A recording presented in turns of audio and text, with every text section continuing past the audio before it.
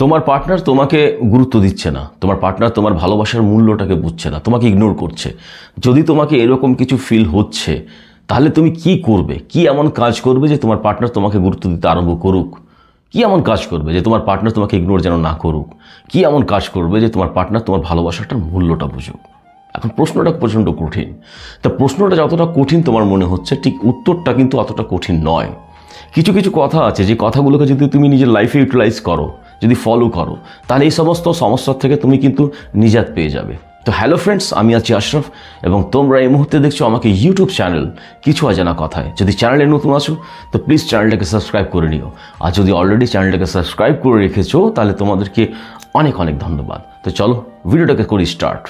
তোমার পার্টনার তোমাকে গুরুত্ব দিচ্ছে না, তোমার পার্টনার তোমাকে ইগনোর করছে, তোমার ভালোবাসার ভ্যালু দিচ্ছে না। এখন তুমি কি করবে?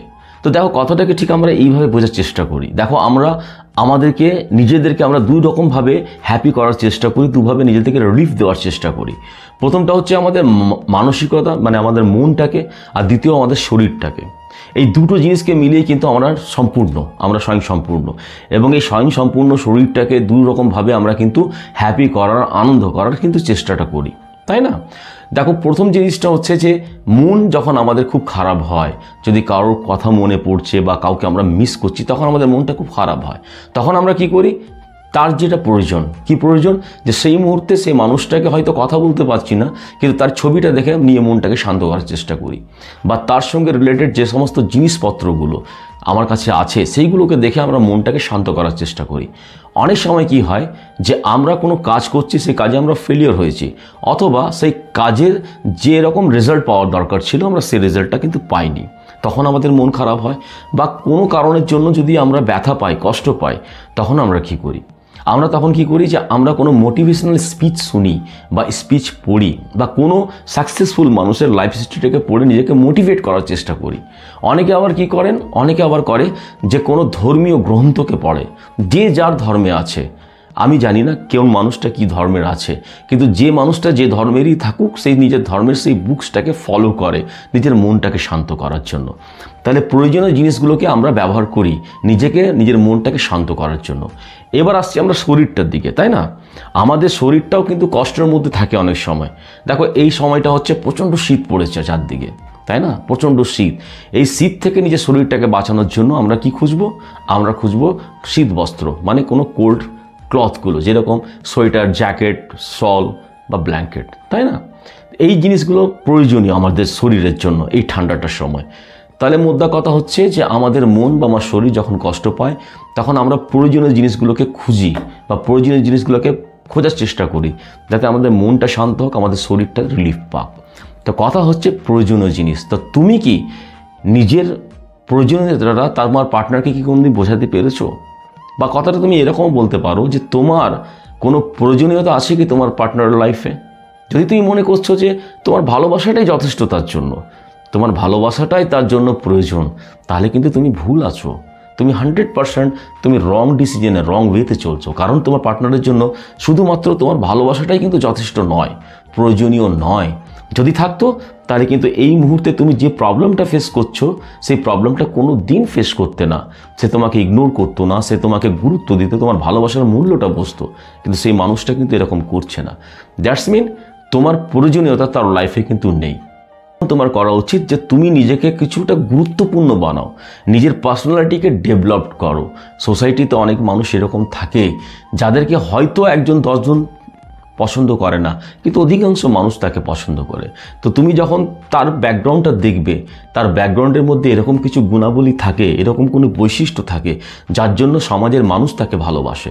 তো ঠিক সেই রকমভাবে নিজেকে ডেভেলপ করার চেষ্টা করো, নিজের পার্সোনালিটিকে, নিজের পার্টনারের প্রয়োজনীয় হয়ে ওঠার চেষ্টা করো, যেন সে তোমাকে সবসময় যেন ফিল করতে পারে, তোমাকে অনুভব করতে পারে। তো তোমার জন্য ফার্স্ট কাজ হচ্ছে যে নিজেকে প্রয়োজনীয় করে তোলা তোমার পার্টনারের কাছে। আরেকটা কথা বলবো যে দেখো, প্রয়োজনীয় তো হয়ে গেলে তুমি, কিন্তু তুমি প্রচণ্ড অ্যাভেলেবেল আছো, প্রচণ্ড অ্যাভেলেবেল তার কাছে। তার যখন মন করে তোমার সঙ্গে কথা বলতে, সে তোমাকে ফোন করে তোমার সঙ্গে কথা বলে নেয়।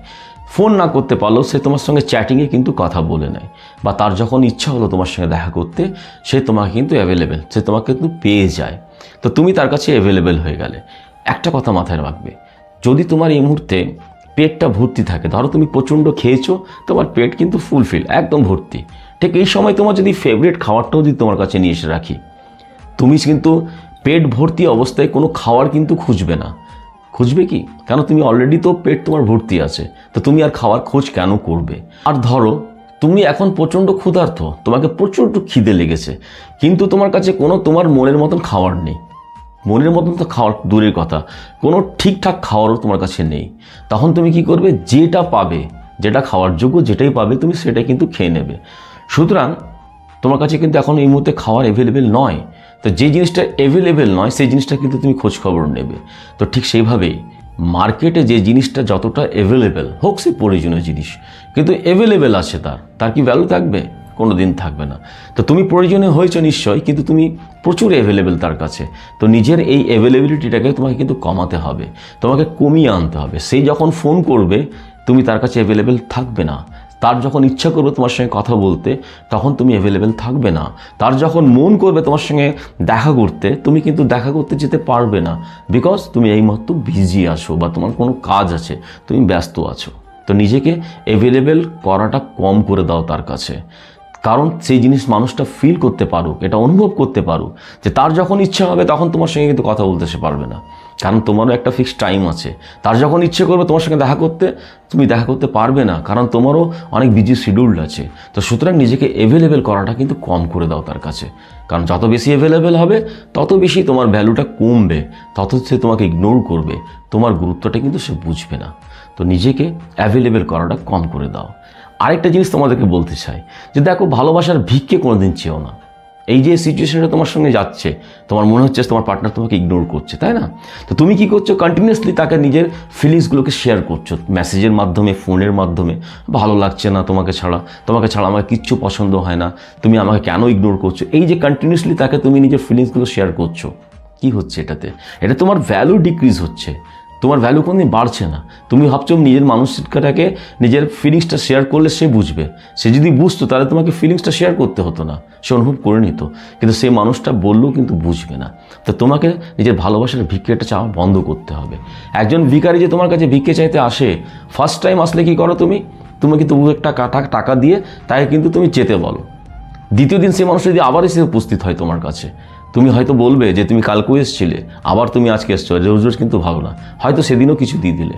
যে থার্ড ডে রেগুলার যদি সে আসে, তুমি তাকে কিন্তু ভাগিয়ে দেবে, তাড়িয়ে দেবে তাকে, কারণ তার এটা অভ্যাস, সে একটা অভ্যাসে পরিণত করে নিচে তোমার কাছ থেকে ভিক্ষে চাওয়াটা। তো ঠিক সেই সিচুয়েশনটাই কিন্তু তোমার কাছে দাঁড়িয়ে গেছে আজকে। তোর পার্টনারও কিন্তু বুঝে গেছে যে তুমি এরকমভাবে একটা ভিক্ষে চাইবে, তাকে প্রেশারাইজ করবে, নিজের ইসলামটাকে বোঝাবে। হয়তো সে 2-1 দিন ঠিক থাকবে, হয়তো ঠিকঠাক কথা বললো, কিন্তু সে তোমাকে কিন্তু সেভাবে গুরুত্বটা দেবে না। তো ভিক্ষে চাওয়াটা বন্ধ করে দাও। তোমার ভালোবাসা সে যদি অনুভব করতে পারে বেটার, আদারওয়াইজ এরকম মানুষের সঙ্গে থেকেও কোনো লাভ নেই যে মানুষটা তোমার ফিলিংসটাকে বোঝে না, যে মানুষটা তোমার অনুভূতিটাকে বোঝে না, যে মানুষটা তোমার ভালোবাসাটাকে বোঝে না।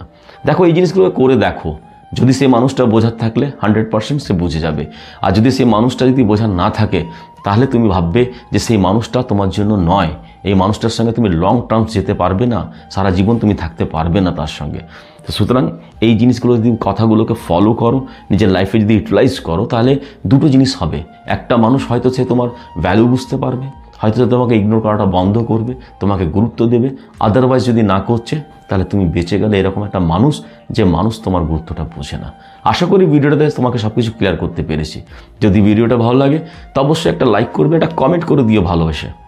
আর সেই সমস্ত বন্ধু বান্ধবদের কাছে শেয়ার করবে, নিজের প্রিয়জনের কাছে শেয়ার করবে যারা এইরকম একটা প্রবলেমে যারা ভুগছে বা যারা সাফারার হচ্ছে। পারলে তোমার পার্টনারটাকেও শেয়ার করে দিও, সাকেও যেন বুঝতে দাও যে তুমি অলরেডি সব জিনিসগুলো কিন্তু জানো, ইউটিলাইজ করছো না। সবাই ভালো থেকো, অনেক আনন্দে থেকো, অনেক আনন্দ থেকো। আর চ্যানেলে যদি নতুন আসো না, তো চ্যানেলটাকে প্লিজ সাবস্ক্রাইব করে দাও। আর যদি অলরেডি সাবস্ক্রাইব করে রেখেছো, তাহলে তোমাদেরকে অনেক ধন্যবাদ। সকালে ভালো থাকো, অনেক আনন্দে থাকো। Thank you very much.